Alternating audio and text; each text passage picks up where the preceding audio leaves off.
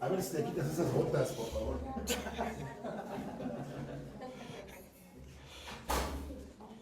Me acuerdo que para detener el video es la barra negra, ¿va? La barra negra, ¿verdad? Sí. Ok. Te espero, te espero. En lo que se acomodan y en lo que...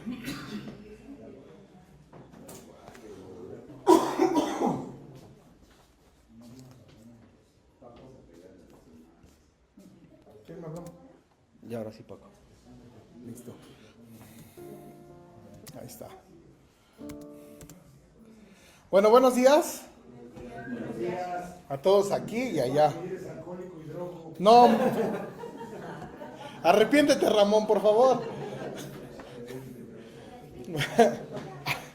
Antes de empezar, vamos a orar. Vamos a hacer una pequeña oración, ¿no? Para poner este tiempo en manos de Dios. Padre, gracias en nombre de Jesús. Gracias porque estamos en este lugar, Señor. Hoy quiero suplicarte, Señor, con todo mi corazón, que tu Espíritu Santo pueda hablar a través de mi vida, Señor, por favor. Que no sea mi carne, que no sea mis emociones, Señor. Que tu Espíritu Santo nos hable, por favor, Señor. Que si he cometido algún pecado, Señor, me lo perdones, por favor, para que tu Espíritu tenga libertad. Si yo hablo, Señor, no va a servir de nada esto, Señor, pero si tú hablas, va a ser de edificación, Señor, para tu iglesia, Padre. Te doy gracias por este tiempo, Señor, en el nombre de tu Hijo amado Cristo Jesús. Amén. Amén, amén. Voy a ver, no les aseguro nada, a ver si no me se posesiona de mí el espíritu de Ramón y me voy recio hasta las 12, que espero que no. Pero bueno, fíjense que hoy nos toca ver la palabra de Dios en la evangelización, pero era la oración, ¿no? Era oración en... No, es la oración, sí. Es la oración. Modelo. Ay, espérenme tantito, que aquí es error mío. Espérenme tantito, ¿eh? Como siempre. No, Cierto, es la palabra, es la oración y en la evangelización. Esta es la que vimos hace 8 días. ¿qué crees? Que aquí en la descarga es o sea, el título es el 5, Jesucristo y la evangelización. La oración en la evangelización, pero aquí el video es el mismo que de hace 8 días. Lo voy a reproducir nada más para checarlo. Un misionero canadiense se arrodilló a orar Sí, es la oración, ¿no? Entonces nada más lo que tenemos mal es el título al inicio. Arrepiéntete, hermano. No, que se arrepienta, oye, que se arrepienta Betito, él fue el que lo hizo. Sí es, sí es. Oye, ya hasta el Beto le brincó hasta allá. Hasta Beto le brincó. Ya, ahora Sí, sí, es ese. Fíjese que meditando un poquito en la clase el día de hoy, allí donde estamos nosotros, ahí en Cuatro Vientos, había una situación, o hay una situación entre las iglesias, ¿no? Y la situación en la iglesia es que la mayoría de pastores van y hablan mal de la iglesia donde se congregan para llevarse a los congregantes de otra iglesia. Y ese problema donde yo soy, todos los pastores ahí hablan de todos, ¿no? Yo en algún tiempo, Dios me permitió abrir una iglesia en casa antes de tener el grupo. Y algo que yo entendía es que hoy la iglesia quiere estar cómoda, principalmente los que están al frente. ¿Por qué? Porque si el que está al frente de la iglesia no enseña a su iglesia a ir a pescar, difícilmente vamos a poder ser una iglesia que dé vida, que dé fruto. Nosotros queremos invitar a la gente a la iglesia y nada más. Y no es lo que Jesús nos ha pedido que nosotros hagamos. Si ya tengo este lugar lleno, ya estoy conforme. Cuando no debe de ser así. ¿De quién es la responsabilidad de traer gente a los pies de Cristo? Oiga bien, a los pies de Cristo, no a la iglesia, no a Fundación Emanuel. ¿De quién es la responsabilidad? ¿De los pastores? La responsabilidad debe ser de cada uno de nosotros. Le voy a poner un ejemplo que siempre lo expongo ahí en donde estamos. ¿Qué pasaría si yo tuviera la cura del COVID? Cuando estaba la mera pandemia, que había varios muertos y que yo tuviera la cura para el COVID. Y ya después de que se murieron muchas personas, les dijera yo tengo la cura del COVID. ¿Qué diría usted de mí? ¿Por qué no qué? ¿Por qué no la dijiste? Yo creo que me iría bien si me dijeran eso. Oye, ¿por qué? Porque yo creo que mucha gente hablaría mal de mí. Envidioso, ¿no? Egoísta. ¿Sabe algo? La gente hoy se está muriendo sin Cristo. Y usted lo puede ver porque en las calles hay muchas personas ya drogándose. En las calles hay muchas mujeres prostituyéndose. En los barrios ya están los malos, los chacales. ¿Y la iglesia qué es lo que está haciendo? O sea, ¿la iglesia qué hace? Yo le voy a decir algo. Me asombró conocer una mujer que dice que iba allá a la muerte que está ahí en Tepito. Y que ahí se ponía a predicarle a las personas que llegaban ahí. Y yo le decía, ¿en serio, hermana, usted va ahí? Dice, sí. Yo les llevo comida y empiezo a hablarles de Dios a las personas que llegan ahí. ¿Y la iglesia qué está haciendo el día de hoy? ¿Por qué nosotros no queremos salir y pagar el precio? ¿Sabes una cosa? Hoy nosotros tenemos la cura del pecado. Hoy tú y yo conocemos la cura del pecado. ¿Sí sabes cuál es la cura del pecado o no? ¿Cuál es la cura del pecado? Es Cristo. Entonces, si la cura del pecado es Cristo, ¿la tienes en tu mano? ¿O no la tienes en tu mano? Nosotros estamos obligados a predicar el evangelio. Y hay gente que me ha dicho, es que la Biblia nos enseña allá en Efesios que hay 5 ministerios. Y dentro de los 5 ministerios está el evangelista. Entonces el evangelista en su ministerio es el que se encarga de ir a predicar. Eso es una mentira. Porque en Mateo capítulo 28, Jesús dijo, así lo dijo literal, vayan y prediquen el evangelio a todas las naciones. Dijo solamente los evangelistas. ¿Sí dijo así?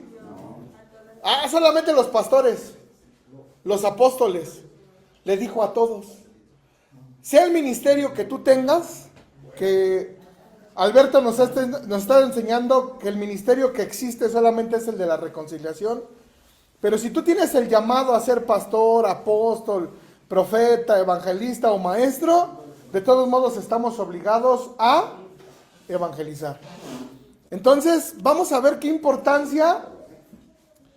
Ahora también vamos a ver la importancia de la evangelización y cómo se debe hacer, porque a mí me tocó y me ha tocado un montón de veces escuchar a pastores de que ya va a llegar septiembre y hay que ir a nuestra campaña de evangelización. Si yo me recuerdo mal, la Biblia nos enseña que Jesús envió a 70, ¿sí se acuerda? Y los envió de 2 en 2. ¿Pero quién los envió? Jesús. Entonces la importancia de la oración para cuando tú salgas a evangelizar, ¿quién te tiene que enviar? Jesús. Entonces, el que está al frente debe de ser guiado por Dios para que puedas tener una buena pesca. Ahora, ¿qué es lo que pasa? ¿Cuántas personas llegan a los pies de Jesús y ahí los dejan? Recibieron 100 a Jesús y llegan bien contentos los predicadores, ¿no? Recibieron tantos a Jesús y vienen bien contentos. ¿Y qué hacen con ellos después de que recibieron a Jesús? Los dejas. Y realmente te digo una cosa, no digo que seamos nosotros, pero la iglesia está mal enfocada en lo que es la evangelización. Porque la evangelización viene de la mano con el discipulado. ¿Este es un discipulado? Sí. ¿Seguros? Sí. ¿Seguros de lo que le estoy preguntando? No. Dice la Biblia que Jesús escogió a 12 discípulos, ¿no? ¿Y cómo los discipuló? A ver, muchachos, ya llegó la hora del discipulado. O sea, ¿Jesús daba el discipulado por horas o cómo? No. Jesús caminó con ellos. Jesús vivió con ellos. Jesús les enseñó con su manera de vivir. ¿Cómo puedes discipular a una persona? Pero tú le hablaste de Cristo y ahí lo botaste. Ay, te lleva a la iglesia y hay que se hagan bolas contigo, ¿no? Entonces, vamos a ver, porque les dije que a lo mejor Ramón iba a poseerme, entonces no quiero que me posea mucho. Vamos a comenzar con la clase.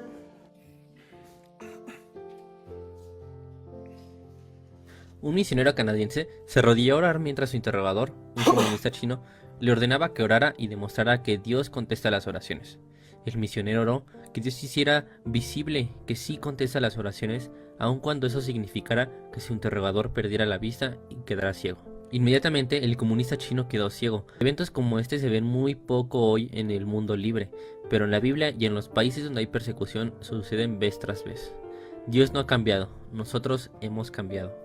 En Hechos capítulo 4 versículo 1 al 31 nos muestra la importancia de la oración en la evangelización.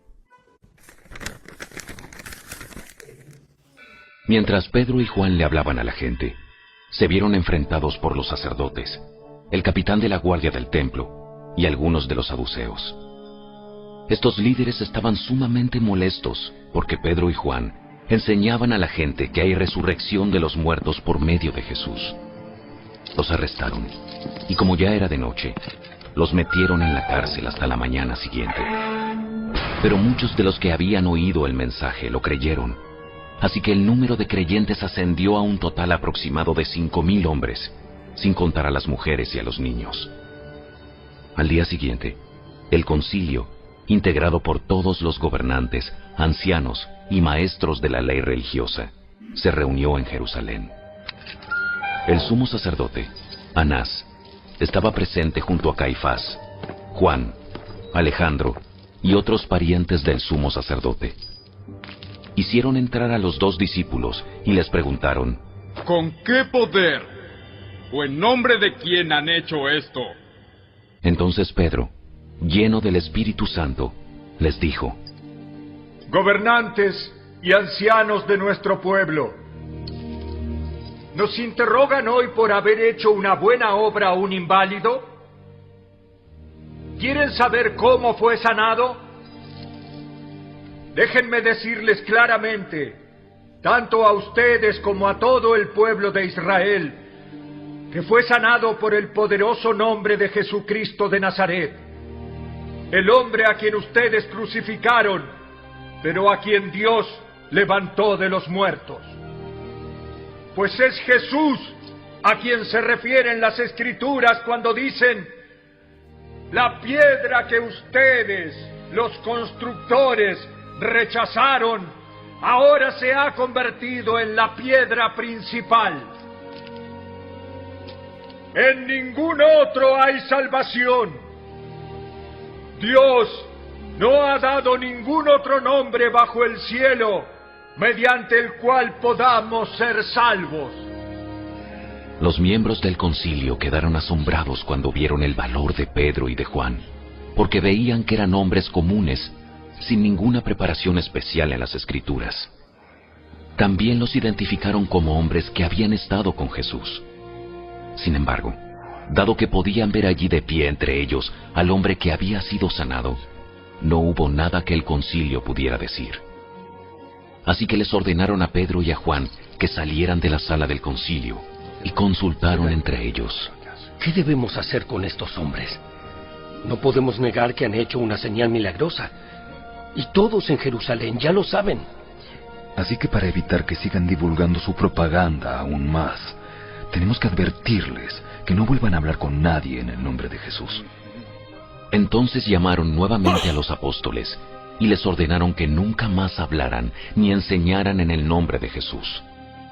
Pero Pedro y Juan respondieron: ¿acaso piensan que Dios quiere que los obedezcamos a ustedes en lugar de a Él?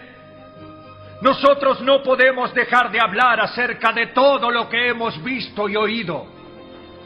Entonces el concilio los amenazó aún más, pero finalmente los dejaron ir, porque no sabían cómo castigarlos sin desatar un disturbio, pues todos alababan a Dios por esa señal milagrosa, la sanidad de un hombre que había estado lisiado por más de 40 años. Tan pronto como quedaron libres, Pedro y Juan volvieron a donde estaban los demás creyentes, y les contaron lo que los sacerdotes principales y los ancianos les habían dicho. Cuando los creyentes oyeron las noticias, todos juntos alzaron sus voces en oración a Dios. ¡Oh Señor soberano! creador del cielo y de la tierra, del mar y de todo lo que hay en ellos. Hace mucho tiempo, tú hablaste por el Espíritu Santo mediante nuestro antepasado David, tu siervo, y dijiste: ¿por qué estaban tan enojadas las naciones? ¿Por qué perdieron el tiempo en planes inútiles? Los reyes de la tierra se prepararon para la batalla. Los gobernantes se reunieron en contra del Señor y en contra de su Mesías. De hecho, eso ha ocurrido aquí, en esta misma ciudad. Pues Herodes, Antipas, el gobernador Poncio Pilato, los gentiles y el pueblo de Israel estaban todos unidos en contra de Jesús, tu santo siervo, a quien tú ungiste. Sin embargo, todo lo que hicieron ya estaba determinado de antemano, de acuerdo con tu voluntad. Y ahora, oh Señor, escucha sus amenazas y danos a nosotros, tus siervos, mucho valor al predicar tu palabra. Extiende tu mano con poder sanador. Que se hagan señales milagrosas y maravillas por medio del nombre de tu santo siervo Jesús. Después de esta oración, el lugar donde estaban reunidos tembló, y todos fueron llenos del Espíritu Santo, y predicaban con valentía la palabra de Dios.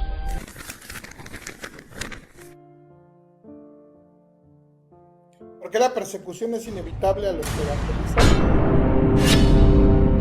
Los talibanes suspenden la educación universitaria. La persecución aumenta después de 10 años. Cristianos son acusados de apostasía.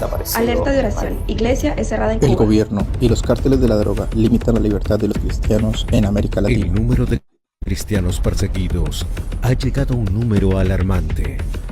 Ya son más de 360 millones de cristianos perseguidos en todo el mundo. Hombres, mujeres y niños que enfrentan violencia, ataques, presiones y muchas veces la muerte por causa de su fe en Jesús. La falta de libertad de las comunidades cristianas es representada en la lista mundial de la persecución, un ranking que identifica los 50 países más hostiles para los seguidores de Jesús. Desde 1993, la lista es la única herramienta que monitorea y analiza la persecución de forma sistemática y completa. Esta investigación de puertas abiertas lleva en consideración los diversos medios que son usados para inhibir, discriminar y presionar a los cristianos. Sean estos estructuras religiosas, políticas, familiares y o redes criminales que tienen como objetivo debilitar a la Iglesia y eliminar el cristianismo de la historia. En 2023, Corea del Norte vuelve a la primera posición en el ranking. Este es el país más cerrado al Evangelio de Cristo en todo el mundo. La mayor fuente de persecución proviene del Estado y sus ideologías rígidas y absolutas que no dan espacio a ninguna creencia diferente o extranjera. Con la aplicación de nuevas leyes, el número de detenciones de los cristianos aumentó una vez más y las iglesias en casas fueron completamente cerradas. Todos los cristianos norcoreanos sobreviven en constante peligro y mantienen su fe en secreto. La violencia contra los cristianos también aumentó en los países de África subsahariana presentes en la lista. Somalia, Eritrea, Nigeria y ahora Sudán forman parte de los 10 primeros países en el ranking 2023. La expansión del extremismo islámico ha encontrado un terreno fértil en la región. Allí, los cristianos son blanco de los grupos extremistas violentos como Boko Haram, Al-Shabaab y tantos otros que destruyen iglesias y aldeas enteras a su paso. Afganistán, que alcanzó titulares en la prensa internacional, se encuentra en la 9ª posición. Después de la turbulenta toma del gobierno por el Talibán, el país se ha convertido en una cárcel donde los derechos humanos no son respetados. Los pocos cristianos en el país huyeron o viven de forma clandestina, totalmente escondidos. Muchos están en campos de refugiados y enfrentan hambre y miedo diariamente. Las mujeres y los niños son los más vulnerables. Más cerca de lo que imaginamos, En América Latina, un nuevo país entra en el ranking, Nicaragua, donde la iglesia se ha visto directamente afectada por la represión del actual gobierno. El cierre de templos, la clausura de establecimientos, así como la difamación y prisión de líderes eclesiásticos se han vuelto comunes. El objetivo de estas acciones es intimidar a los cristianos y silenciarlos. Cabe destacar que la persecución también se ha intensificado en los demás países de la región, como en Colombia, Cuba y México, naciones presentes en la lista por años. Es evidente que los desafíos de la Iglesia alrededor del mundo son muchos y continúan en ascenso. Las formas pueden variar, pero la persecución es constante. ¿Qué pidieron a Dios los primeros cristianos al ser perseguidos?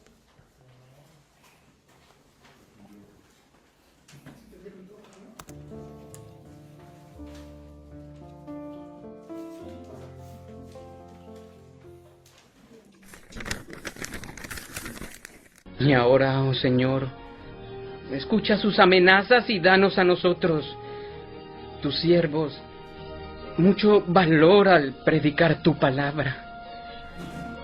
Extiende tu mano con poder sanador.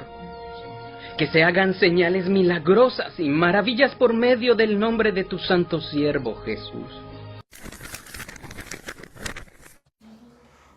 Fíjese que gracias a Dios nosotros estamos en un país donde tenemos la libertad de expresar nuestras creencias. Y no estamos en un lugar como acá, ¿no? Nada menos cuando estaba yo en prisión nos llevaron el contrabandista de Biblias. No sé si lo han visto ese. Muy buen testimonio de este brother. Pero nosotros en este lugar tenemos una persecución que tal vez es moral, ¿no? Tenemos una persecución que es moral porque yo cuando empecé a congregarme con los cristianos, dentro de prisión había como una persecución, ¿no? O sea que aquí nada más vienes a tapiñarte a la cárcel, ¿no? Porque cambiaste la Biblia por el cohete, y allá afuera robe y fume, y aquí vienes y te haces cristiano, y empezaban cristianos hipócritas, cagadiablos, y no te dejaban en paz, ¿eh? Pues si quieres ir a la iglesia ahora vas a tener que lavar los trastes y vas a tener que hacer este tipo de cosas, y no es al nivel como el que estamos viendo, ¿no? Que puedes hasta perder la vida o tu libertad, pero siempre cuando nosotros decidimos seguir a Cristo, estamos expuestos. Hoy la iglesia ha confundido la situación de seguir a Jesús como ser parte de un club social. Hoy tú ves a las personas con un pescadito en su carro, pero ves que se le cruza a alguien y le mienta a la madre. Y dices tú, ¿cómo puede ser posible que alguien que trae ahí que es cristiano tenga ese tipo de situaciones? Porque quiero decirte algo. Es piranha, no pescado.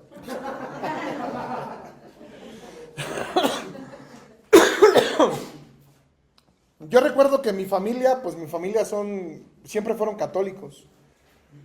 Y terminaba la misa porque iba toda la familia de mi papá, iban a misa, y regularmente siempre eran los que ponían el asador y compraban vino, de llegar de misa.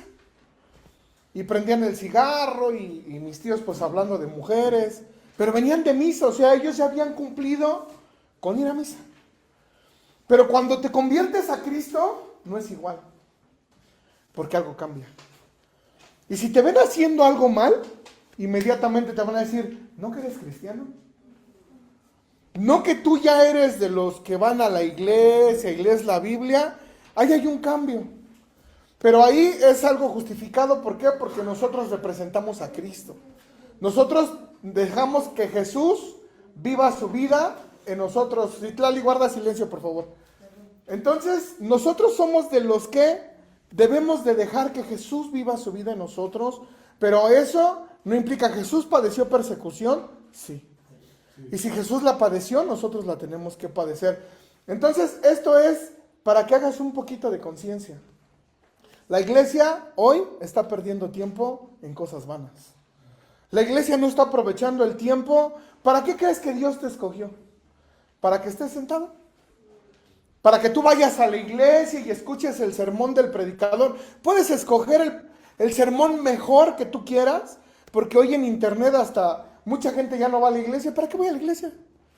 Ya yo en mi casa voy. Así lo que te estoy diciendo es real, no es mentira.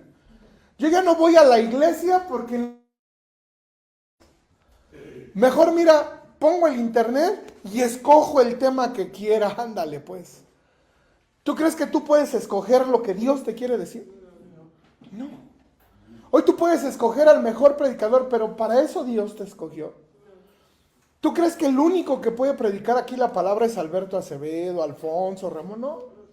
Tú tienes la capacidad de hacerlo. Pero ¿sabes qué? No has dejado o no le has creído a Jesús, que esa es la obligación que tú y yo tenemos como hijos de Dios. Tú y yo fuimos alquilados y comprados por Jesús para eso, para ir y predicar el evangelio. La Biblia no menciona el ministerio de la comodidad. De tú ven, tú no hagas nada.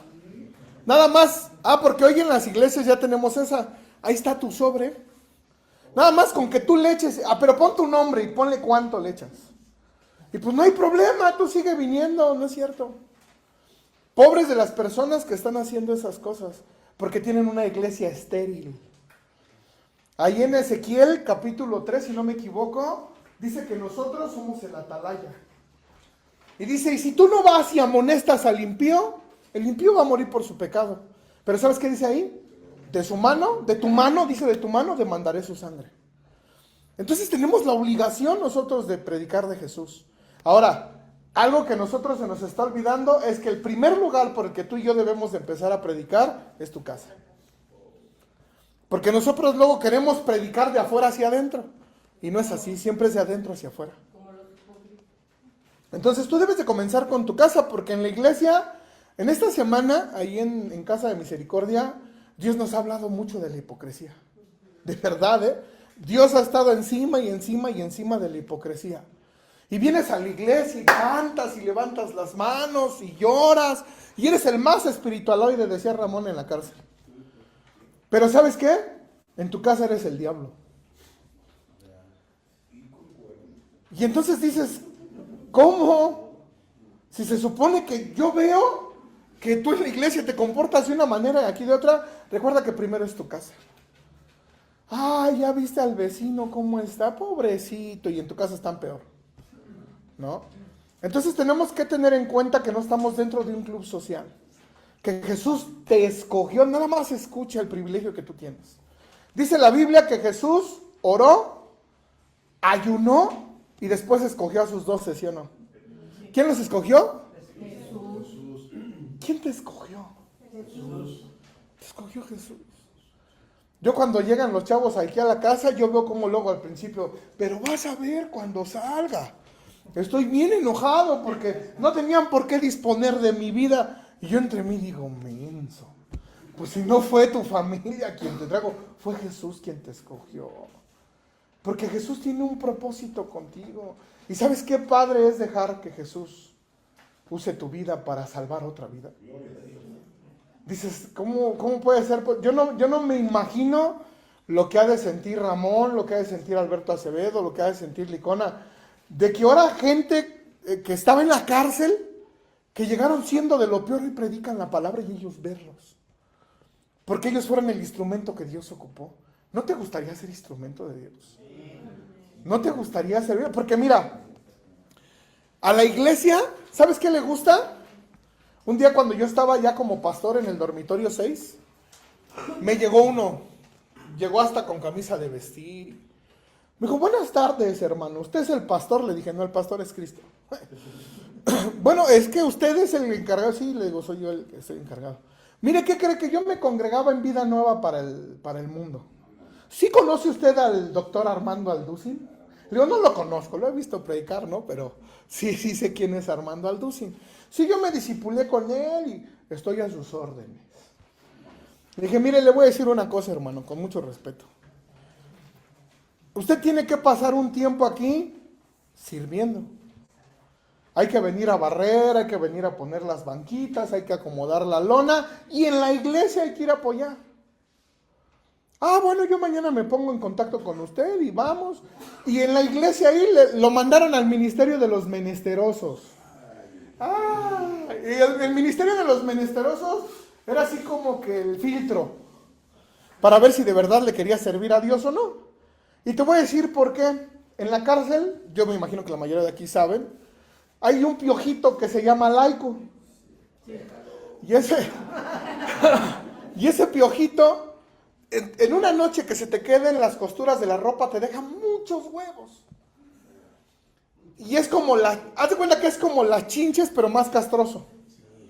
Porque se te genera rapidísimo. Entonces, con la mugre de las uñas, si te rascas, te entra una infección que se llama escabiasis. Y esa escabiasis hace que la piel se te empiece a pudrir.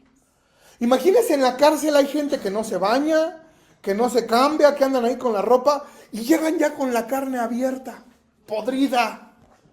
Y en el servicio de los menesterosos tenías que bañarlos, tenías que darles ropa, tenías que darles de comer porque ahí compraban el rancho y les daban. Y cuando le dije a este brother, mira, creo que te van a mandar a los menesterosos para servir, se desapareció. Ya no volvió a aparecerse en la iglesia. Fíjese, no, o sea, simplemente ya no se apareció en la iglesia. Hay varias iglesias cristianas dentro del reclusorio. ¿Qué es lo que él buscaba? ¿Servir a Dios o ser visto por los hombres? Ser visto. Prestigio, porque está bien padre predicar acá atrás del púlpito. Sí está, ay, bendiciones, hermano, Dios lo usa. No, hermano, la gloria es de Dios. Pero ¿sabes qué? Jesús, fíjate cuántas veces menciona la Biblia que se metió a la iglesia a predicar. Son pocas. Menciona que entró a la sinagoga y cuando entró al templo fue a voltearles las mesas. ¿A dónde andaba predicando Jesús? ¿Sí estás oyendo lo que tú estás contestando? Ahora, si lo sabes, ¿por qué no lo haces? Estamos en el cómodo, ¿no? No en el cómodo de hacer baños, sino en el cómodo de pues está bien. Para eso está ahí el Ramón, ¿no? Para eso ahí está el Paco, hay que estudien, hay que oren, ¿no? No, hermano, tú tienes la responsabilidad también de predicar el evangelio. Y por hacer esto vas a sufrir persecución. Y primero va a ser en tu casa. Pero hoy tienes esta libertad. ¿Sabes que tarde o temprano se nos va a acabar esa libertad a nosotros también? Tarde o temprano ya no vamos a tener esa libertad que hoy tenemos como ahorita de estar aquí. Y si no aprovechamos bien el tiempo, vas a llegar un día y le vas a decir, Señor, pues yo predicaba en las iglesias y acuérdate que estaban bien llenas. Va a decir el Señor, no te conozco. No te conozco. Porque tenías un vecino que estaba en las drogas, tenías un vecino que estaba con problemas en su matrimonio y no hiciste nada. Y yo te permití que vieras todo eso para que trabajaras y no lo hiciste. Entonces, vamos a seguir porque, ese Ramón.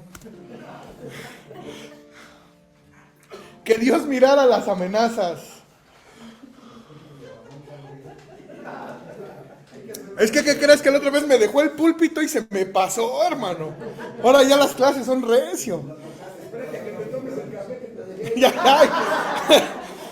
Ya los chavos ya saben que me subo a predicar y ya empiezan así como que... Mira, ya ves, mira. ¿Ya viste cómo no me equivoco? Que Dios mirara las amenazas. Jesús dijo que si obedecemos su palabra seremos como el hombre prudente que edificó su casa sobre la roca.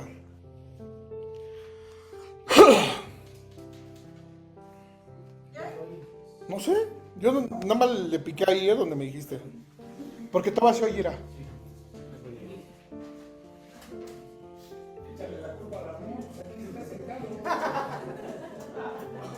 Acuérdate que siempre debe haber un pagador.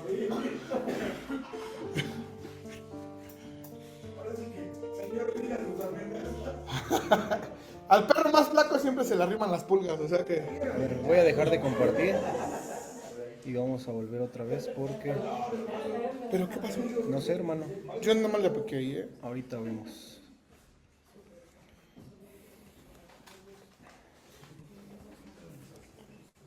Espérenos tantito ahí,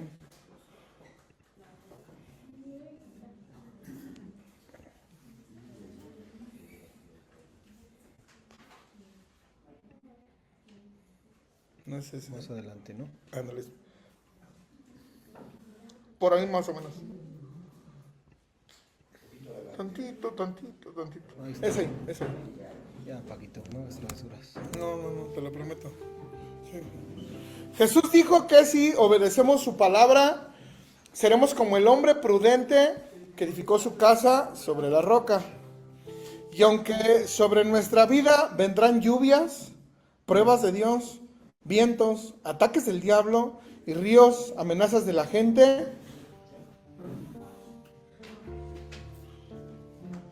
no caeríamos porque estaríamos fundados sobre la roca. Al evangelizar, estamos edificando sobre la roca. Solo debemos orar a Dios que mire las amenazas de los que se ponen mientras seguimos edificando sobre la roca. Fíjese, antes de seguir a ahí en el reclusorio norte me tocó, siéntate Génesis por favor, me tocó conocer a Enrique Flores Tomasi. Y Enrique Flores Tomasi era un empresario, no sé si te acuerdas de él porque tú estabas en ese tiempo con nosotros. Y Enrique Flores Tomasi pues vivía en el dormitorio 4 ahí en el norte. Y pues el dormitorio 4 en el norte en esos años era de padrinos. Nosotros le llamábamos padrinos a los que tenían dinero. Él nunca comía rancho porque pues era padrino. En ese tiempo en el rancho había veces que venían nadando las cucarachas, pero las patinetas. O sea, no vayas a pensar que las cucarachas, no, eran unas patinetotas en el rancho, pero a ver, con hambre no comas. Y pues en el dormitorio 4 ahí estaban los venezolanos y ibas ahí, tenías la comidita o las salas. Enrique pues era donde se iba a comer. Cuando decidió involucrarse con Cristo, fue y nos contó que llegaron sus papás de visita. Sus papás se hacían cargo de todo lo que él tenía, administraban lo que él tenía aquí en la calle.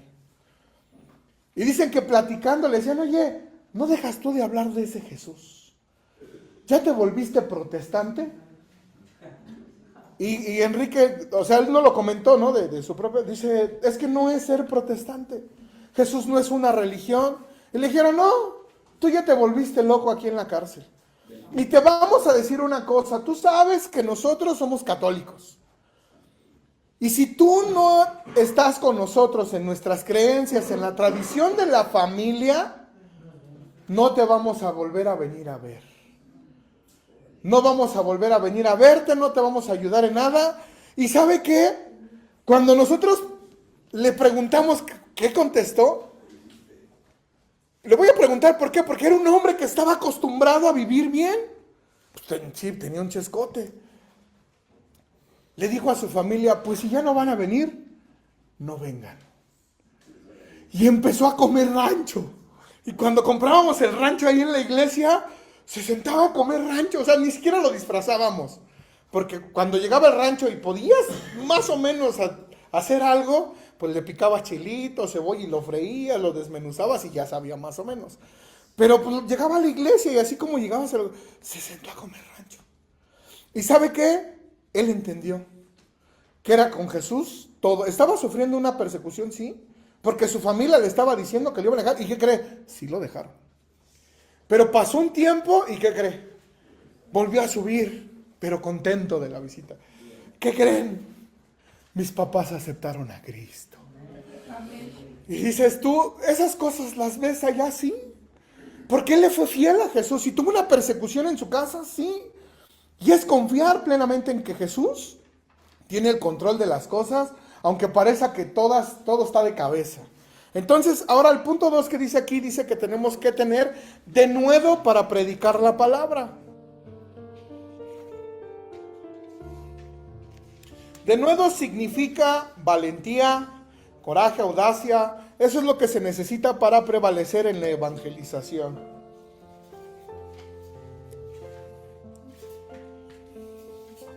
Nosotros no podemos producir el denuedo. Por eso debemos pedir cada vez que oramos denuedo. El evangelio es poder de Dios y viene acompañado de sanidades, señales y prodigios en el nombre de Jesús.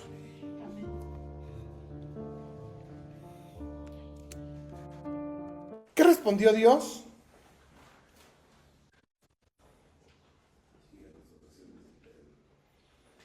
Ahora, dice aquí que el Evangelio es poder de Dios. Alberto Acevedo nos hizo favor de regalarnos unas Biblias que se llamaban Versión de la Prisión. Y es una traducción muy buena. Y Juan 1:1 dice, en el principio, dice, ¿cómo dice Juan 1:1? Déjenlo leer. ¿Cómo se me fue a olvidar ahorita? En el principio era el verbo, y el verbo era con Dios, y el verbo era Dios. Pero esa versión de la Biblia dice, en el principio era la palabra. Y la palabra era con Dios, y la palabra era Dios. Y esa parte exclusivamente se refiere a Jesucristo. Entonces Jesucristo es la palabra. Entonces el Evangelio es Jesús. Y Jesús decía, el reino de los cielos se ha acercado. ¿Y qué venía acompañando a Jesús? Milagros, prodigios, resucitó muertos. Imagínense, yo calculo que eran como 15,000 cuando les dio de comer a los 5,000. Porque sin contar niños ni mujeres. Imagínense ver ese tipo de cuestiones. Lázaro después de 4 días de muerto, ver ese tipo de cosas. El reino de los cielos se ha acercado. Y le voy a dar un testimonio pronto, rápido. Mi hermano, bueno, porque yo vengo de una familia, pues de alcurnia, ¿no? Estuvimos 3 al mismo tiempo en el reclusorio. Entonces, pues somos de una familia de la alta sociedad. Entonces, estábamos 2 en el norte y 1 en el sur. Yo tenía poco que acababa de salir del norte, la primera vez. Y me habla mi mamá por teléfono y me dice, ¿qué crees? Que tu hermano Edgar está malo. Mi mamá todavía no se convertía bien a Cristo. Y le dije, ¿de qué está malo? No sé, pero lo sacaron del reclusorio y están en el Rubén Me Muero. Dije, bueno, pues si quieres vamos. Llegamos ahí y resulta que a mi hermano se le reventó la vesícula. Dice que en el servicio médico se aventó casi 2 horas ahí ya con el dolor y no lo atendieron. Entonces, eso que la vesícula saca es como un veneno en el estómago. Y lo llevaron primero a Joco, porque pues es el más cerca en el sur. Luego lo llevaron a la Villa, y de la Villa también lo rechazaron. Y de ahí lo mandaron al Rubén Leñero. Y ya que llegamos ahí, lo encontré con todo el estómago abierto, así con las ondas aquí, así todo abierto, todo abierto. Y salió un doctor, y mi mamá le puso el doctor Diablo. Porque salió y con una cara así, y le dijo, señora, ¿usted es la mamá de Edgar? Sí. O sea, aquí están los estudios de su hijo. Así estaba mi hermano en la cama, mi mamá y luego yo. Se prepárese porque su hijo se va a morir. De una vez vayan viendo lo de los gastos, porque estuvo durante mucho tiempo el líquido, bueno, el veneno ese que se le regó, se va a morir. No, mamá le dijo, oiga, qué falta de ética profesional, cómo me lo hice delante de él, y bueno, se causó un show ahí. Regresamos a casa ese día, y bueno, hubo personas que hablaron con mi mamá, cristianos. Estaba la recámara de mi mamá y la mía. Y así como entré a la casa, escuché a mi mamá. Yo nunca había escuchado a alguien clamar a Dios. Yo había escuchado orar a Dios, pero nunca clamar. Hoy entiendo Jeremías 33:3, ¿no? Que dice, clama a mí y yo te responderé. Y clamar no es lo mismo que orar. Clamar es desgarrarte delante de Dios, gemirle. Entonces, yo la verdad me incomodé de escuchar a mi mamá sufriendo y puse la grabadora y le subí un poquito al volumen, me quedé dormido. Al día siguiente desperté y mi mamá seguía orando. Al día siguiente el que fue mi hermano mayor a ver a mi hermano, el que estaba en el hospital. Nosotros fuimos hasta el 3er día. Llegamos delante de otro doctor y dijo, ¿familias de Edgar? Sí, nosotros. A ver, señora, mire, venga. Sacó el expediente y dijo, mire, este es el expediente que cuando recibimos a su hijo. Dice, pero le acabamos de hacer estudios. Su hijo está bien. Gloria a Dios. Amén. Dice, le vamos a tener que poner una malla y va a tener dializado, pero va a estar bien.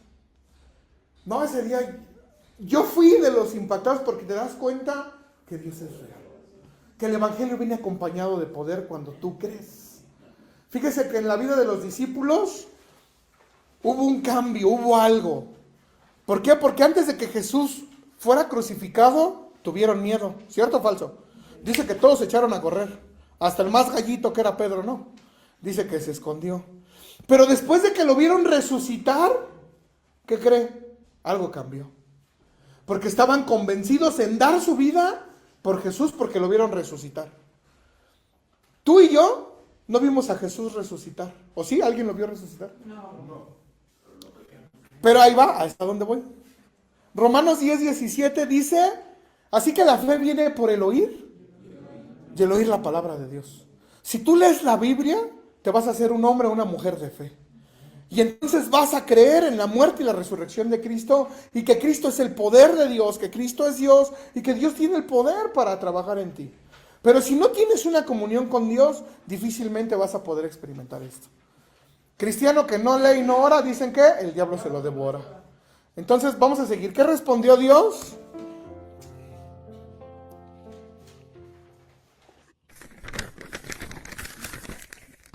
Después de esta oración, el lugar donde estaban reunidos tembló, y todos fueron llenos del Espíritu Santo, y predicaban con valentía la palabra de Dios. El lugar donde estaban tembló.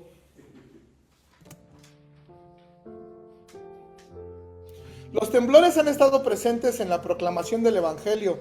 Tembló cuando Jesús murió, tembló cuando Jesús resucitó, tembló cuando el Espíritu descendió, tembló cuando Pablo y Silas cantaban en prisión. Los fenómenos naturales muchas veces indican movimientos en la esfera espiritual. Históricamente los podemos comprobar. De hecho, Jesús profetizó que al acercarse el fin del mundo, también se incrementarían los temblores y terremotos. Jesús profetizó y será predicado este evangelio del reino a todas las naciones, y entonces vendrá el fin del mundo.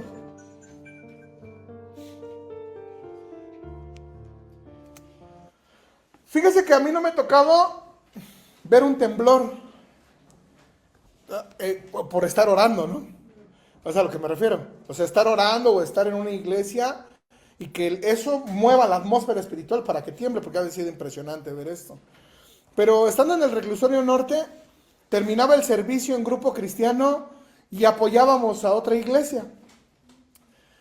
Y ese día, así como están las lluvias, o que han estado en estos días que han estado intensas, creo que ya eran 2 días que no habíamos podido congregarnos por las lluvias.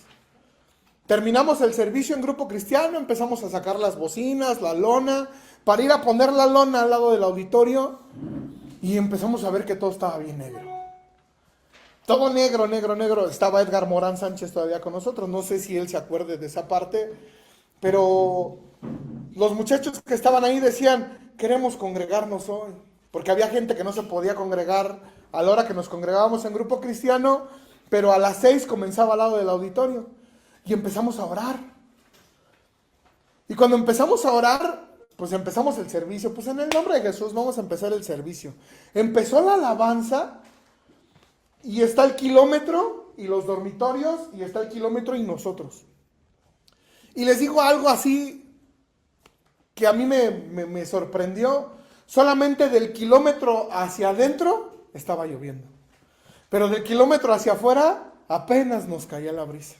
Y todos estábamos bien contentos viendo esa parte, porque pudimos estar en el culto, porque pudimos alabar a Dios y ver cómo estaba cayendo un aguacero del otro lado. Fue algo que en lo personal me impactó mucho. Yo no vi temblar, pero sí he visto esta parte de manifestaciones. Dice que Dios no rechaza un corazón contrito y humillado, más cuando tú lo quieres adorar, ¿no? Entonces esto es real, ¿no? Punto número 2, dice, fueron todos llenos del Espíritu Santo.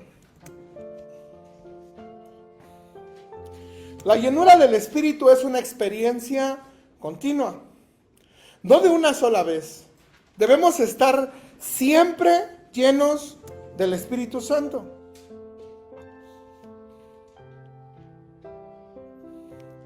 En este caso, La llenura vino como resultado de la oración no egoísta y centrada en la voluntad de Dios.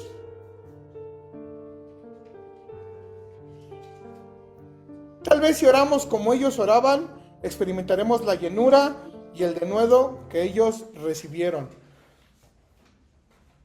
Fíjese, uno tiene que pedir, fíjese bien lo que le voy a preguntar. Pregunta de examen. Itzel creo que porque hace unos días me preguntó. ¿Usted tiene que estarle pidiendo a Dios ser lleno de su Espíritu Santo? Fíjese, cuando usted recibe a Jesús, lo tiene que tener usted bien en claro. Usted, cuando recibe a Jesús, dice la Biblia que el Espíritu viene y mora en nosotros. Y una parte de la Escritura dice que Dios nos da el Espíritu no por medida. O sea, no dice Jesús, ay, le voy a mandar un cachito así del Espíritu, ¿no? O sea, Él te da el Espíritu. ¿Estoy de acuerdo? Algo que la Biblia sí nos enseña es que el único que puede bautizarnos en el Espíritu, ¿quién es? Jesús. A Él sí le tenemos que pedir ser bautizados en el Espíritu Santo. Pero la llenura del Espíritu Santo, ¿de quién depende? Yo me acuerdo que cuando empezaron a salir los TikToks, había un bailecito que estaban acá. No me acuerdo cómo era, pero ahí estaba, ¿no? Y tú veías a toda la gente y estaban con ese bailecito. ¿De qué estaban llenos? Del TikTok. Hoy tú como cristiano, ¿de qué te llenas? Ay, voy a ver las novelas, voy a ver mis redes sociales, voy a ver mi Facebook, ¿cuántos likes tengo? ¿Te estás llenando del Espíritu Santo? No. ¿De qué te estás llenando? Del mundo. Cosas mundanas. Cosas mundanas. Hay veces, fíjate, hay iglesias, y yo alabo eso, que en la iglesia no te dejan usar el celular. Es más, si llegas sin Biblia, te dicen, a ver, júntate con un cristiano. ¿Por qué? Porque no traes Biblia. Y sabes una cosa, tú dices, es que yo la traigo descargada aquí, y no está mal, para mi punto de vista no está mal. ¿Por qué? Porque pues vienes leyendo la Biblia. Pero en la iglesia te mandan un mensaje, ¿y estás leyendo la Biblia o estás contestando tus mensajes? Falta de respeto a Dios, ¿no? No al predicador. Al predicador dile lo que tú quieras, pero a Dios es una falta de respeto. Entonces, ¿de qué te llenas tú? ¿Sí lees la Biblia? ¿Sí oras? Ahora dice que de oraciones no egoístas. ¿Qué es el ego? Presunción. Señor, te pido por mi trabajo. Te pido por mi salud. Te pido por mi mamá. Te pido por mis hijos. Te pido por mí, por mí, por mí, por mí, por mí. Ese es el ego. ¿Sabes una cosa? Dice la Biblia en el libro de los Hechos que todos tenían las cosas en común. O sea que si veían que tenía una necesidad el Daniel, todos oraban por Daniel. A ver, vente, vamos a orar por ti. ¿Y sabes qué? Vamos a hacer la cooperacha y toma. ¿Cómo puede ser posible que hoy los mormones, si ven que llegas sin un trabajo, ellos te ayudan a conseguirlo? Si ven que no tienes carro, te ayudan a comprarte uno. Y si no tienes casa, oiga hermano, ¿usted renta o tiene casa? No, pues rento. Te ayudan. Y quiero decirte que los mormones, con mucho respeto lo digo, no tienen la verdad. Porque ellos se basan al libro de Mormón. Y Gálatas capítulo 1 lo explica, ¿no? Porque ellos dicen que bajó un ángel, que era el ángel Moroni, y que les dio un nuevo evangelio, ¿no? Y es el evangelio de Mormón, según ellos le llaman. Ellos ya no usan la Biblia. Quiero decirte que es muy, muy poquito lo que conocen de Biblia. Pero entienden que tienen que ayudarse entre ellos, y nosotros, ¿por qué no? Le hablas al hermano y, hermano, ¿qué quieres? Ay, lo bueno es que eres hermano. Imagínate si no. ¿Por qué? Porque hasta en eso te das cuenta. Oye, el amor de Dios está en ti. No. Y siempre andas así. No, hermano, arrepiéntete. A mí me quedó la cara de testimonio, la verdad. A mí sí pero luego me dicen, es que usted parece como que anda enojado. Le digo, hermano, perdóneme, es que así me quedó la cara, pero no. Pero hay veces que le hablas a la gente y se nota que están agrios por dentro. Se nota que hay amargura. Pero ¿sabes qué? Tu oración siempre debe ser enfocada. ¿Quieres que la mano de Dios se mueva hacia ti? Ora por otros. Ora por otros y vas a hacer que la mano de Dios se mueva hacia tus necesidades. Deja de ser egoísta, deja de orar por ti, de verdad. Exactamente, intercede. Entonces, esto es algo que te va a ayudar a estar lleno del Espíritu de Dios. Acuérdate que estamos hablando de la oración en la evangelización. Qué importante es la oración dentro de la evangelización. Y tú, para poder evangelizar, tienes que estar lleno del Espíritu de Dios, porque no vas a hablar tú. Dios va a hablar a través de ti. Estás hablando uno a uno. Y el que te va a revelar qué es lo que tiene esa persona es el Espíritu de Dios. Y si no tienes al Espíritu de Dios, más que acercarlo a Dios, lo vas a sacar tendo. Lo vas a correr. Porque le vas a hablar en tu carne. Hermano, es que tienes que tirar esos monos que tienes ahí en tu casa. Y tienes que arrepentir. No, pues ya lo estás insultando.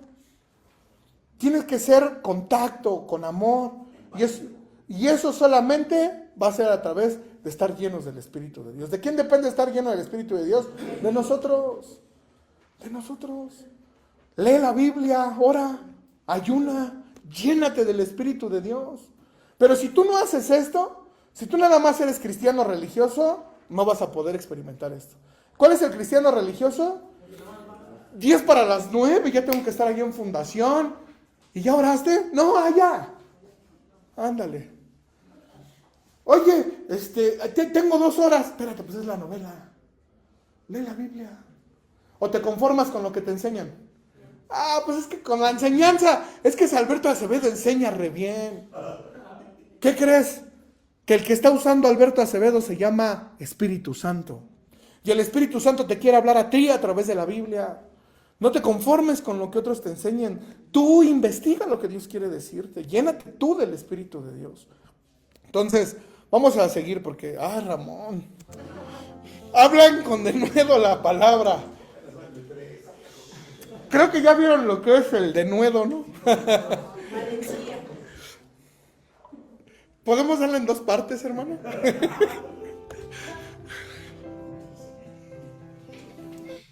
Hablar con denuedo no es el resultado del estudio, conocimiento, sino de la llenura del Espíritu. Es que acuérdate que tal es el sacerdote, tal es el pueblo, hermano.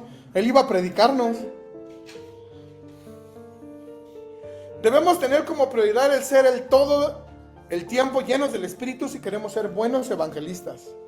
Para eso es necesario profundizar en nuestra relación personal con Dios por medio de incrementar nuestro tiempo de oración, ayuno y lectura, a la par de practicar el amor con la familia principalmente. ¿Quién se opone a la evangelización? Satanás. Ay. ¿Y eso que es tu discípulo? Imagínate si no.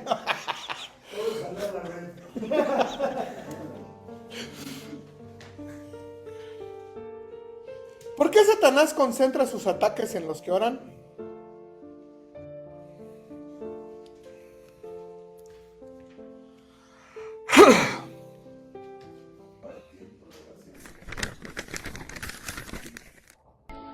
Si la buena noticia que predicamos está escondida detrás de un velo, solo está oculta de la gente que se pierde. Satanás, quien es el Dios de este mundo, ha cegado la mente de los que no creen. Son incapaces de ver la gloriosa luz de la buena noticia. No entienden este mensaje acerca de la gloria de Cristo, quien es la imagen exacta de Dios. ¿Cómo vencemos al enemigo? Ahora te quiero poner una ilustración rápido. Ya no me voy a tardar, te lo prometo. Cuando tenía 17 años, empecé a andar con una chava cristiana. Ella era cristiana, yo no. Yo no conocía nada de Dios. Pero un requisito para yo poder andar con ella era ir a la iglesia cristiana con ella. Me dijo su mamá. ¿Mandé? 7 años de cristiano. No. ¿De edad? No, 17. Tenía 17, no, 17. Y no era cristiano. No, ni conocía de Dios nada.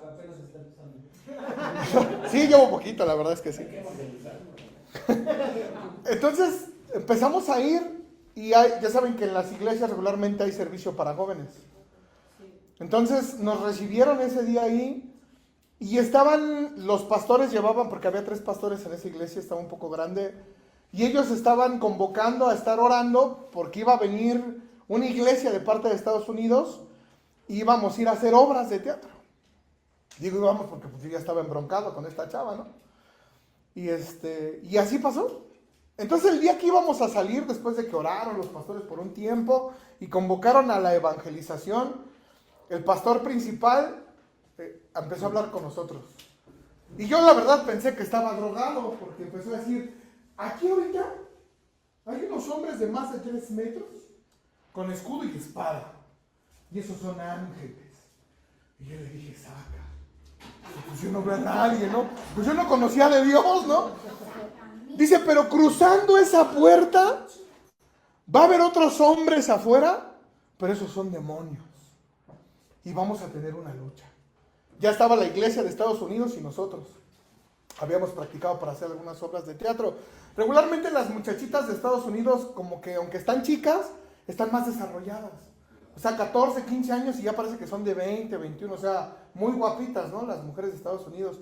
Nos fuimos ahí por Indios Verdes, allá un pueblo que estaba cerca, y empezaron ellos primero a hacer las obras de teatro y se empezó a acercar mucha gente, incluyendo gente que estaba fumando marihuana, tomando cerveza, y empezaron a decirles de cosas a las chavas.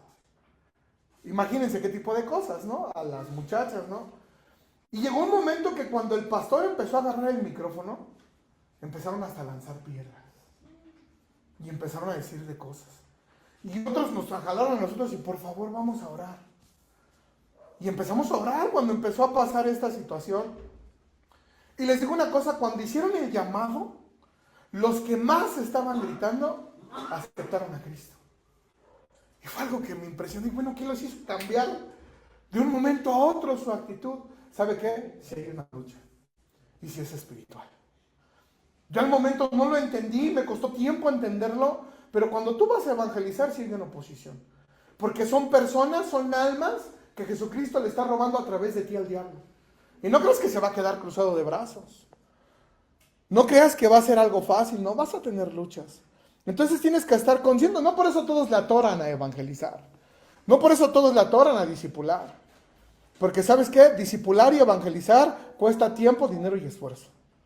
Y tú puedes decir, oye, pues si apenas tengo para mis gastos, hermano, inviértele al reino de Dios. Y no cualquiera le quiere invertir. Yo hoy le doy gracias a Dios porque soy privilegiado. ¿Por qué? Porque los muchachos llegan solos. Y tengo tiempo de discipularlos, de evangelizarlos, de comer con ellos, de estar con ellos. Digo, Señor, gracias, no por estar cómodo, porque si quieren les presto la casa un día para que vean de lo que se trata. ¿No? Pero le doy gracias a Dios por el trabajo que Dios me permite hacer. Pero siempre va a haber oposición. Vamos a seguir. ¿Cómo vencemos al enemigo? Orando. Diga, no me va a tardar, ¿verdad? Orando.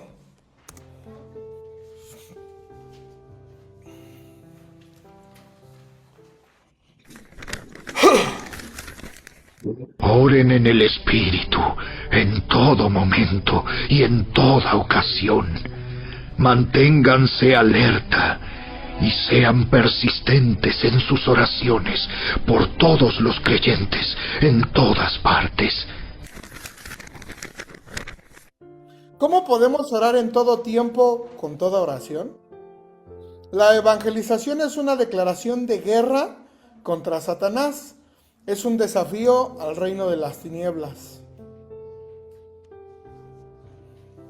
Por eso es que Satanás va a utilizar a todos sus recursos para ponerse a neutralizarnos, empezando por ofrecernos ilícitamente lo que Dios en su tiempo y voluntad nos provee lícitamente.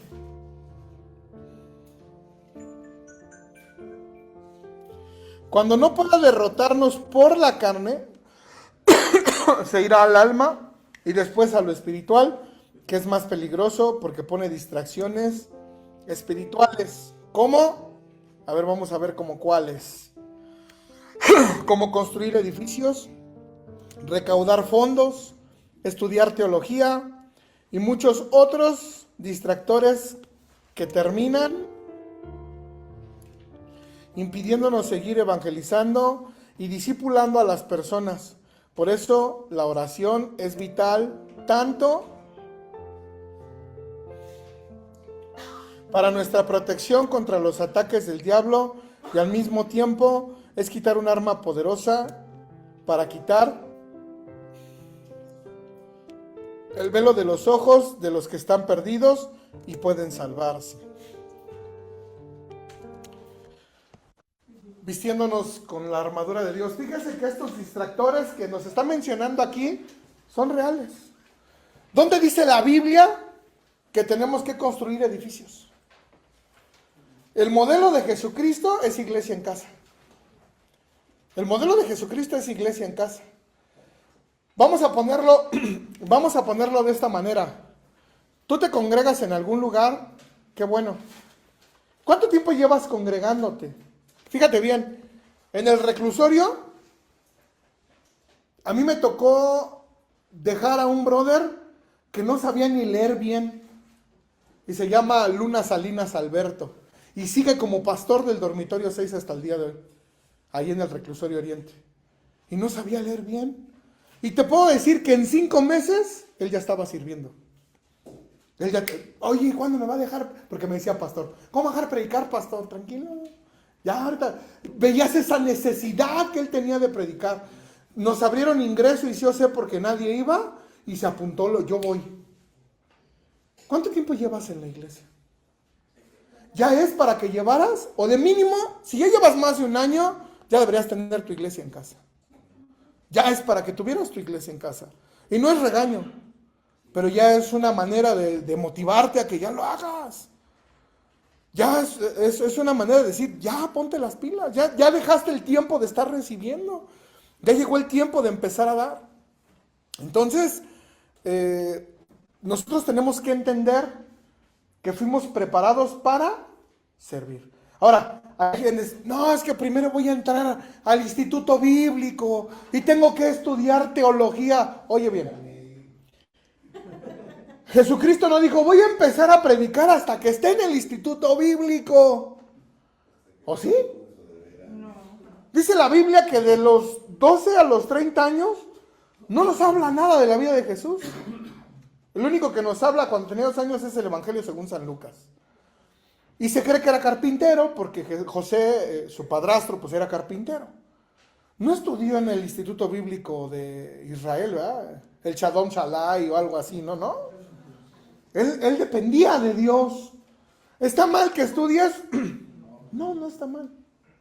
Pero yo te puedo decir que algo sorprendente es que el mejor maestro que existe es el Espíritu Santo. A nosotros nos regalaban Biblias, no de estudio. Y era tan impresionante ver cómo el Espíritu te daba la interpretación de su palabra. Y no estábamos en un instituto bíblico. Yo tuve la fortuna de estar en uno en la cárcel, porque lo metieron y gratis. Ahí en el norte.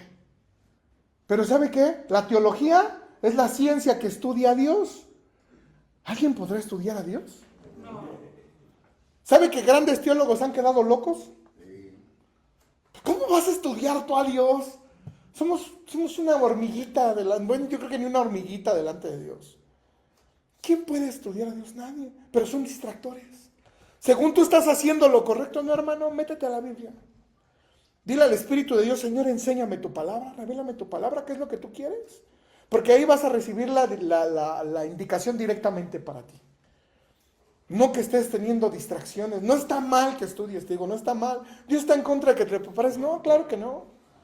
Porque sí es de bendición que puedas estudiar, la verdad es que sí. Estos estudios son de bendición, ¿no? Entonces, muchos ya no vienen porque, pues, ya me lo sé. ¿Y por qué no los vives? Lo sabes, pero no los vives. Entonces, pues, dale otra repasada, ¿no? Porque muchos no quieren venir porque ya se la saben. Híjole, pero bueno, vistiéndonos, porque apenas va a empezar la clase, ¿eh? Vistiéndonos con la armadura de Dios. No, ya acabó. Vistiéndonos con la armadura de Dios. Pónganse toda la armadura de Dios para poder mantenerse firmes contra todas las estrategias del diablo. ¿Cómo nos vestimos con toda la armadura de Dios?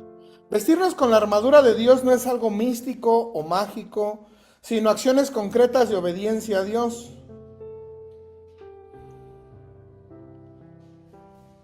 Ponerse el cinturón significa hablar con la verdad. La coraza significa hacer lo correcto y ser honesto en todo. El calzado representa predicar el evangelio, el escudo significa tener fe en Dios y en su palabra. ¿Tobis? El yelmo implica tener la mente de Cristo y llevar cautivo todo pensamiento a la obediencia a Cristo, y la espada del Espíritu es usar la palabra de Dios al evangelizar. Todo eso en el contexto de la oración.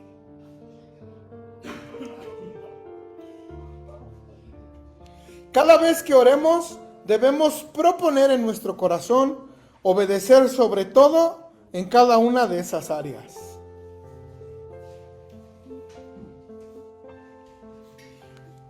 Usando las armas espirituales. Usando las armas espirituales.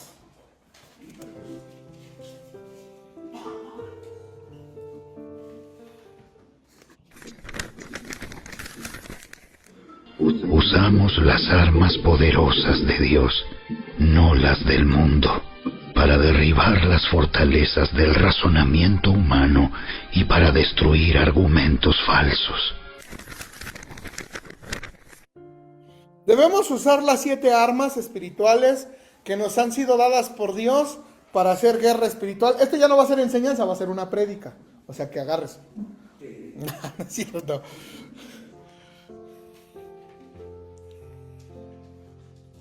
Una vez que hemos propuesto en oración obedecer, debemos llevarlo a la práctica en la vida diaria.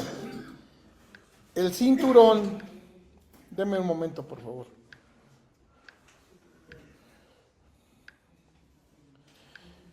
¿Alguien sabe qué es ponerse la armadura? ¿Así a ciencia cierta alguien sabe qué es ponerse la armadura o no? Eso es un encanto del muchacho. Por ahí vas. ¿Alguien sabe? ¿Alguien sabe qué es ponerse la armadura? ¿Traen Biblia? ¿Alguien trae Biblia? Pónganse en el teléfono, no importa. Vaya a Isaías 59,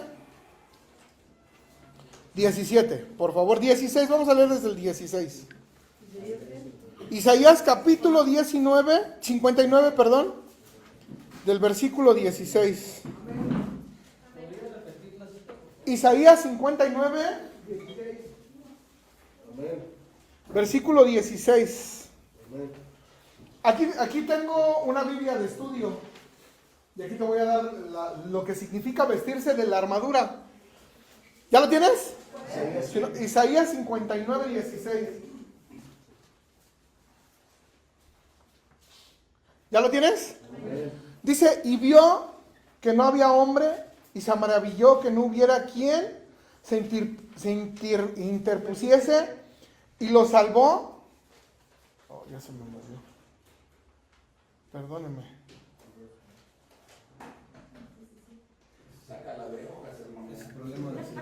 Sí, mira, se puso loco. Es para que no esté yo de Lara, Guadalajara. Dice, y vio que no había hombre y se maravilló que no hubiera quien se interpusiese y lo salvó en su brazo. Y se afirmó su misma justicia. Pues de justicia se vistió como de una coraza, con yelmo de salvación en su cabeza, tomó ropas de venganza por vestidura y se cubrió de hecho de manto. De celo de manto. De celo de manto, perdón, es que también. ¿De quién está hablando ahí? ¿De quién es? De Cristo. Cuando te pones la armadura, te vistes de Cristo. Te estás vistiendo de Cristo. ¿Aquí lo está diciendo? Tenga pastor. ¿Apóstol? Me equivoqué. Perdóname si. Calme. Sígueme invitando.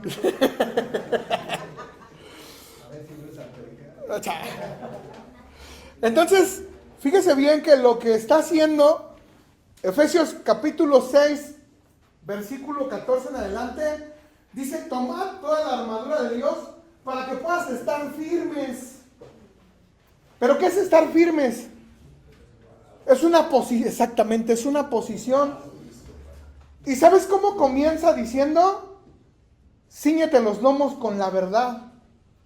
Y es el cinturón. Ahora, ¿por qué tenemos que tener la verdad? Pon atención en esto. El enemigo que nosotros tenemos en común se llama mentiroso y padre de mentira. Entonces él regularmente siempre te va a querer atacar con mentiras. ¿Sabes? Cuando estás en el reclusorio, yo te voy a hacer, haz de cuenta que nadie de nosotros aquí estuvimos en el reclusorio y que no tenemos nada que ver con los reclusorios. ¿Qué dirías de las personas que están en la cárcel? Ay, no, Esos nunca van a cambiar. Qué bueno que estén en la cárcel, que se pudran allá adentro. Son carne de presidio, se lo merecen. Y empiezan o sea, eso es lo que recibe el preso de las personas que están aquí afuera. Porque no tienen misericordia, ¿no? Y el preso cuando escucha eso, ¿qué crees? Lo cree. Es que yo no voy a poder cambiar. Ese problema yo lo tengo en la casa, ¿eh? Porque han habido personas que me dicen, oye, ¿y de verdad crees que yo pueda cambiar? ¿Sabes por qué? Porque no le han creído a la verdad. O porque no la conocen. Por eso el trabajo que nosotros hacemos es presentarles la verdad, ¿no? Y es al punto que yo voy a llegar. Pero acuérdate que Satanás es padre de mentira. Dice que este mundo está bajo el maligno. Este mundo está bajo el maligno y el maligno es mentiroso. Y si tú no tienes la verdad bien establecida en ti, te va a engañar. Tú no vas a poder. Tú no vas a cambiar. Pero también la Biblia nos da la contra. Jesús dijo, y conocerás la verdad y la verdad te hará libre. Jesús dijo, yo soy el camino, la verdad y la vida. Y también la Biblia nos habla del Espíritu de verdad. ¿Quién es el Espíritu de verdad? El Espíritu Santo. Pero tenemos que tener bien cimentada la verdad de Dios en nosotros. ¿Quién eres hoy en Dios? Hijo de Dios. Ah. Fíjate todo lo que eres. Real sacerdocio, linaje escogido, rey, hijo de Dios. Yo de repente los chavos que han estado en AA, les quito eso, lo que dijo Ramón al principio. Soy Paco y soy un alcohólico drogadicto. Fíjate lo que declaras que eres. Ay, es que yo soy un pecador. Sí, pero redimido por la sangre de Cristo. Complétale ahí. ¿Sí me explico? Ahora ellos te pueden decir, al menos de mí, no pueden decir que son alcohólicos ni drogadictos. ¿Hoy quiénes son? Hijos de Dios. Hijos de Dios. Esa es la identidad que hoy tienen que tener. Hijos de Dios. Y que tienen el poder para poder vencer eso que los ha tenido durante mucho tiempo en esa situación. Pero tenemos que conocer la verdad. Tenemos que estar dentro de la verdad. Ya me voy a callar, perdónenme. Que si no me voy a seguir.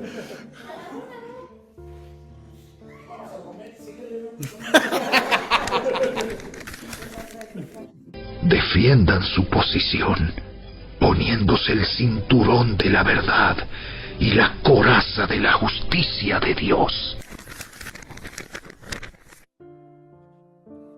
La coraza. La coraza es algo que va aquí en el pecho, ¿estamos de acuerdo? ¿Qué es lo que cubre? El corazón. Es una parte vulnerable que tienes que cubrir. Ahora, pon atención. Justicia. Primero tome en cuenta que ya fuiste justificado porque hizo Jesús. Tú no eres justo, ¿eh? Porque la Biblia dice que no hay ni un justo ni aun uno por sus propias acciones. Pero cuando tú recibes a Jesús en tu corazón, ojo en esto que te voy a decir, ¿eh? Si tú dejaste que Jesús viniera a vivir su vida en ti, Dios ve a Jesús en ti y entonces eres su hijo. Porque dice que el unigénito de Dios, ¿cuántos? Uno. Único. Pero cuando tú permites que Jesús venga a tu vida y viva su vida en ti, eres hijo de Dios. Y eso te trae justificación, porque Jesús pagó por tus pecados. Y cuando te equivocas, que lo más seguro es que es todos los días, y vienes y le dices, Padre, me equivoqué otra vez, pero en el nombre de Cristo Jesús, perdóname.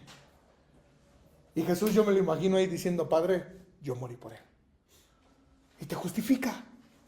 Esto no te da derecho a pecar todos los días y decir, pues tengo justificación, no, venga. Pero también la justificación, la coraza de justicia, es cómo te comportas. Oye, ¿estás viendo que al Ramón se le cayó uno de a 500? Ay. Dios lo mandó. Dios lo mandó. Fíjate. Tu manera de pensar debe de ser lo correcto. Tu manera de hablar debe de ser lo correcto. Honesto. Siéntate, por favor. Sí, por favor. Entonces, ¿cómo debe de ser? Tu manera de actuar debe de ser correcta. Hoy, ¿no crees que traer una Biblia? Antes, en el reclusorio nos decían algunos, y porque yo era de esos, que éramos delincuentes con Biblia. Esos son de los delincuentes con Biblia, porque luego andábamos toda de cábulas. ¿A qué me refiero yo con esto? Hermano, tu manera de vivir debe demostrar que Jesús vive en ti. Tu manera de pensar, tú mismo autoanalízate. Lo que piensas es lo que Jesús piensa. Lo que hablas es lo que Jesús habla. Y esto debe de ser en oración. Señor, ayúdame a estar en tu verdad y reconocer esa coraza de justicia que tú pones en mí, ¿no? Vamos a seguir porque si no, la coraza. Defiendan su posición, poniéndose el cinturón de la verdad y la coraza de la justicia de Dios. El calzado. ¿Ya lo apuntaron? Sí. El calzado.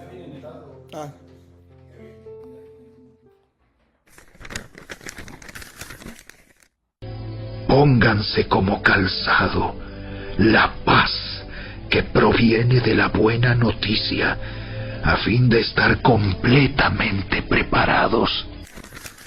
Entonces, el apresto al Evangelio de la Paz. Así dice la Reina Valera, porque esta es otra versión.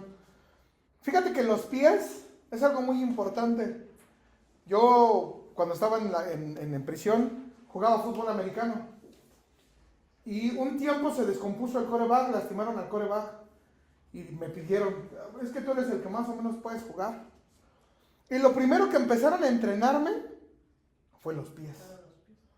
Tienes que hacer trabajos de puntas. Yo luego viendo la NFL, ves cómo ya los van a taclear y con las puntas salen. O sea, los boxeadores tienen que trabajar con las puntas. Los pies son muy importantes. También la Biblia dice, y hermosos son los pies de los que anuncian la paz. Las buenas nuevas de Jesús. En los tiempos de Jesús, pues no había moto, ¿verdad? No había carros. ¿Con qué te trasladabas? Con tus piecitos. Hermosos son los pies de los que anuncian la paz. Tenías que ir, tenías que disponerte a ir. Entonces hoy tú también tienes que disponerte a ir, tus pies. ¿Qué? Hermosos son los pies de los que anuncian la paz. Entonces es el apresto al Evangelio de la Paz. ¿Qué tienes que hacer? Constantemente tienes que estar evangelizando. Fíjate, Dios es tan bueno que Él te va a poner a las personas que tú necesitas. De repente vas a ver que el vecino ahí está. Oiga, vecino, es que quiero platicar con usted. Es que cree que tengo esas situaciones. ¿Qué crees que Dios te está mostrando? Ya es el tiempo. Y si no, te vas a estar inquieto. Ay, como que estoy pensando mucho en la comadre. Pues voy a ir a ver en la comadre. Pero no para que vayas a... No, ve y habla de Jesús. ¿Sí me explico?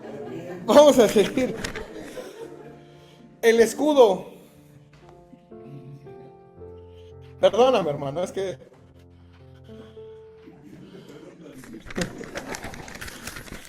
Además de todo eso, levanten el escudo de la fe para detener las flechas encendidas del diablo.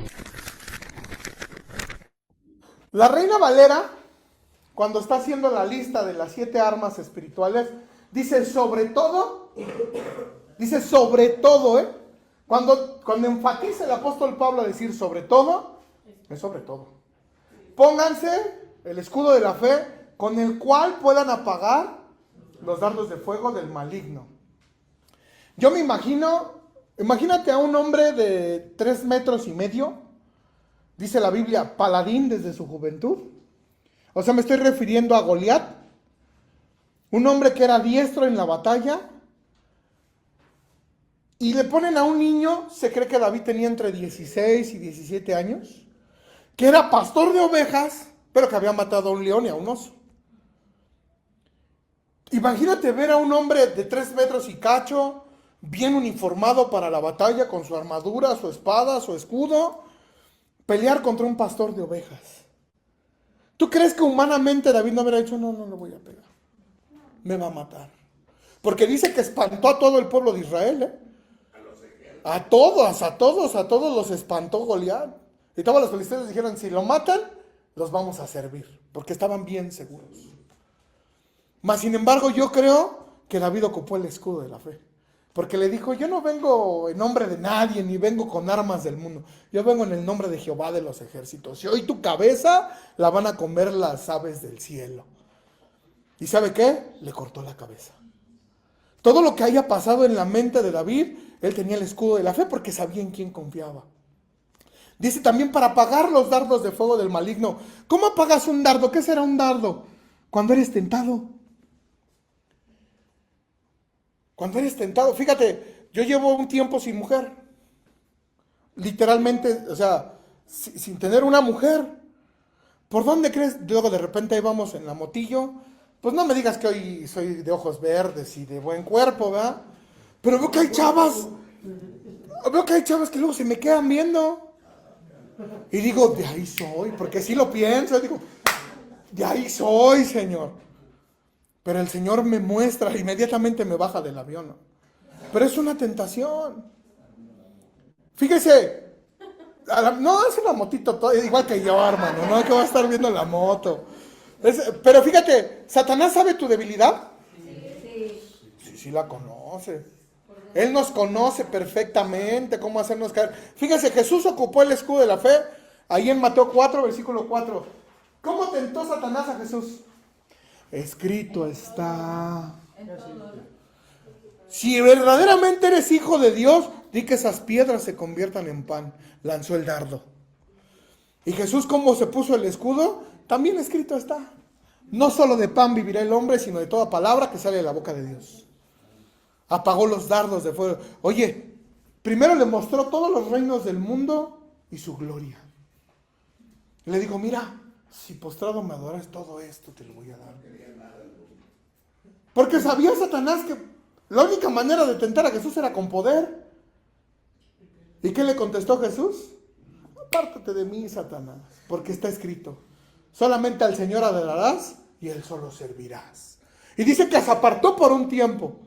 Pero ¿cómo ocupó el escudo de la fe? Citándole la Biblia. Y eso va a ser también el último punto, porque es la espada, ¿no? La mejor defensa, ¿qué es? El ataque. Entonces, vamos a seguir. Perdónenme, es que pues, Ramón fue mi maestro. El yelmo.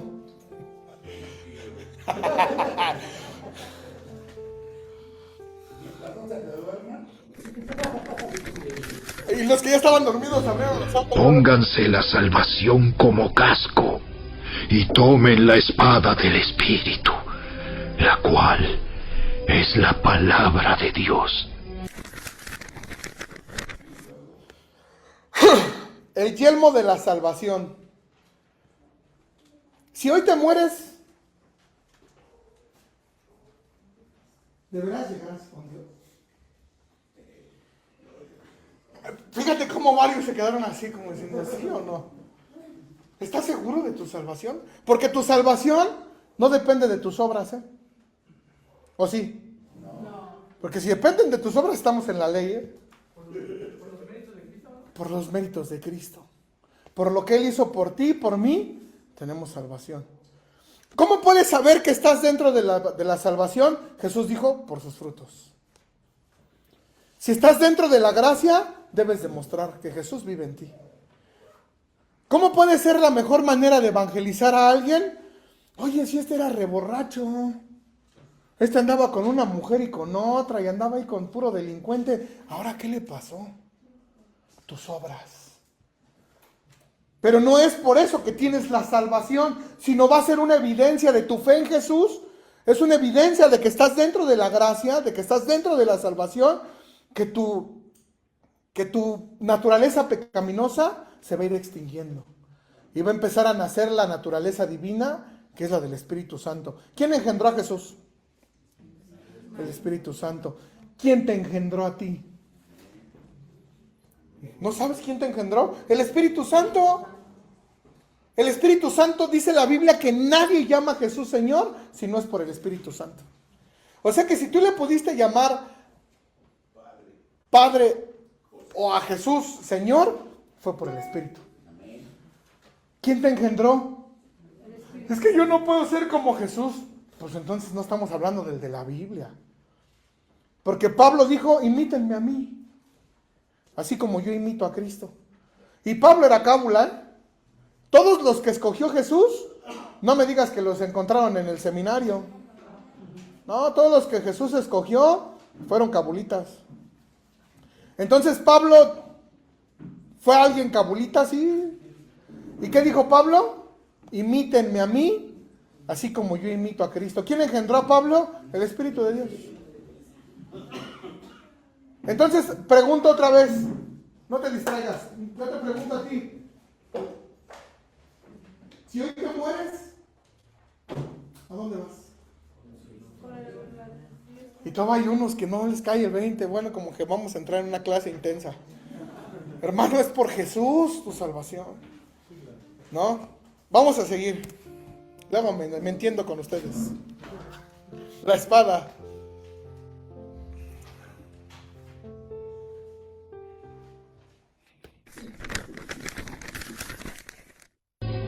Pónganse la salvación como casco y tomen la espada del Espíritu, la cual es la palabra de Dios.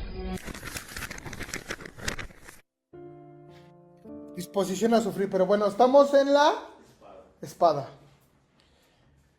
La espada, dice la Biblia que es una espada de 2 filos. Pero ¿cuáles son los filos? Una espada va así y luego cierra así, ¿no? Los de aquí al lado son los filos. Regularmente un cuchillo tiene un filo, ¿no? La espada tiene 2, es de doble filo, ¿no? La espada, fíjate, ¿cuántas armas da para atacar la armadura? Nada más da una. Para atacar nada más da una. Y es la palabra. ¿Sabes por qué? Porque es basta. No necesitas más que la palabra.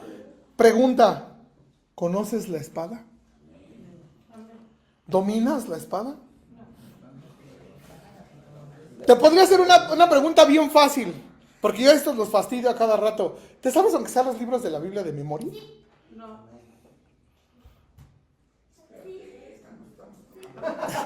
Fíjate, te perdís conocer. Parece que no es importante, pero te voy a decir una cosa. Luego llegas con los pastores.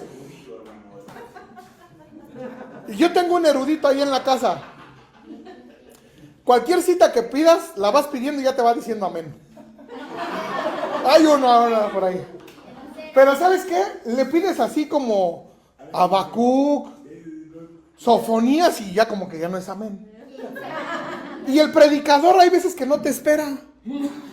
Lo encuentra y lo lee. Y tú por estar buscando, y el de al lado como es buena onda, a ver, espérame, yo te ayudo, y ya están distraídos los dos. ¿Sabes cuál es la importancia de no distraerte y no estar hablando cuando está la predicación? Porque somos dados a distraernos bien fácil. Yo la otra vez les decía a los muchachos, ¿tú ves a alguien que está así en la calle? Y todo ya. ¿Qué ve? Y ahí estás tú también. Y somos bien dados y oyes un ruido y ya te distraes, ya te sacó de onda. Entonces, cuando el predicador está leyendo, ya se distrajeron varios porque tú no encuentras las citas de la Biblia. Entonces, fíjate, ese pequeño detalle de conocer los libros de la Biblia de memoria, tiene que ver, sí, claro. Imagínate cuando quieres quedar bien con una persona, te pules, ¿no? Imagínate en tu trabajo. ¿Cómo quieres quedar con tu patrón? Mire, patrón, ya hice esto, ya hice aquello, y tratas de lucirte. ¿Por qué con Dios no? Ay, ¿qué tiene de espectacular aprenderse los libros de la Biblia? ¿Qué dirá Dios cuando digas, mira, Señor, ya me sé los libros de la Biblia? Por ti. En ese pequeño detalle dice Dios, híjole, me matas con esas acciones, ¿no? Así decíamos nosotros. Hermano, de verdad, los 10 mandamientos, ¿quién se los sabe? Híjole. Bueno, ok, entonces, pero fíjese, es importante conocer la espada porque es con lo que te vas a defender. ¿Con qué se defendió Jesús? Con la espada. ¿Qué ocupó Jesús? Dice la Biblia, resistid al diablo y huirá de vosotros. ¿Cómo puedes resistirle? Cítale la palabra. Cítasela. ¿Sabes qué? Él sale tendo cuando le citas la palabra. Yo hace unos días, bueno, tiene un rato, le hablé a Alberto. Le dije, ¿qué crees que tenemos a un chavo que anda endemoniado? No aquí. Nos hablaron para ir. Yo, la verdad, nunca me ha pasado ver a alguien que esté endemoniado. Solamente una vez en el norte, pero yo no metí las manos, iba aprendiendo. Me dijo, no, es bien fácil. Ya ven, Alberto, ¿cómo es bien fácil. Nada más cítale la palabra. Recuérdale que el lugar que está destinado para él es el infierno y que Jesús te dio autoridad. ¿Qué necesitas? Palabra. Memorizar la palabra. Entonces, ahorita llevamos, ¿cuánto llevamos transcribiendo?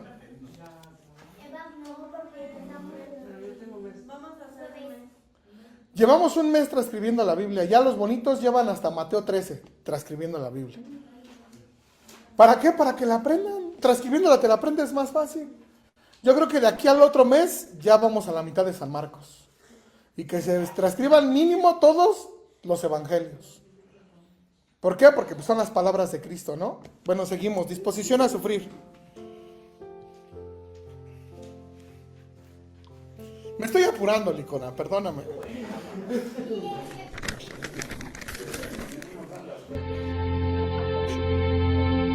Por lo tanto, ya que Cristo sufrió dolor en su cuerpo, ustedes prepárense, adoptando la misma actitud que tuvo Él, y estén listos para sufrir también.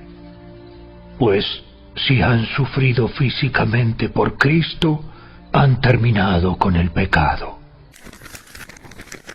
Ya acabó. La oración en la evangelización ya no es para salir de los problemas o ser librados de nuestros enemigos. Más bien, la oración es una declaración de guerra, un desafío a los principados y potestades. La oración en la evangelización es un llamado a la batalla, a pelear para poner a los enemigos de Jesús bajo sus pies. Esa es la verdadera guerra espiritual, la oración para la evangelización, ya que por medio de eso vengamos todas las caídas y ataques del maligno en contra nuestra y de nuestros seres amados.